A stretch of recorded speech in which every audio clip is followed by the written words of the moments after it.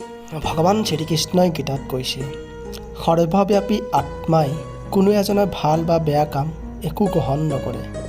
এই জ্ঞান যিহেতু অজ্ঞানতাই আৱৰি ধৰিছে, তেনেকৈ সকলো মৰ্ত্যলোকেই মোহগ্ৰস্ত হৈ পৰিছে।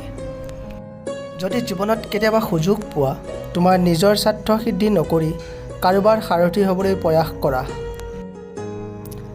মেঘ ভাঙি বৰষুণৰ ৰূপ দিয়ে, বীজ ভাঙি নতুন গছৰ জন্ম দিয়ে, এটা শৰীৰ নষ্ট কৰি অন্য এটা পুণ্য শৰীৰ জন্ম দিয়ে। সেইকাৰণে কোনো সমস্যাত ভাঙি পৰিলে বুজিব ভগৱানে তোমাক কোনোবা ডাঙৰ কামৰ বাবে ব্যৱহাৰ কৰিব। সেয়েহে নিজক ধৈৰ্য ধৰি ৰাখক।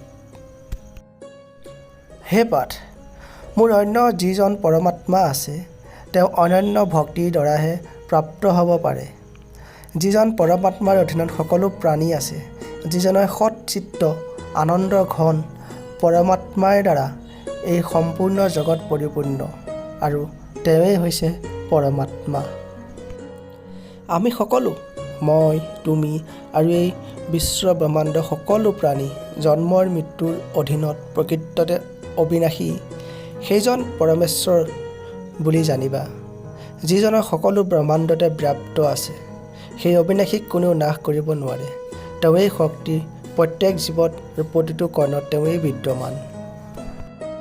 জীৱনত এটা কথা সদায় মনত ৰাখিবা, ভাল বন্ধু হওক বা প্ৰেম হওক, কিন্তু কাৰোৰ পৰা একো আশা নকৰিবা।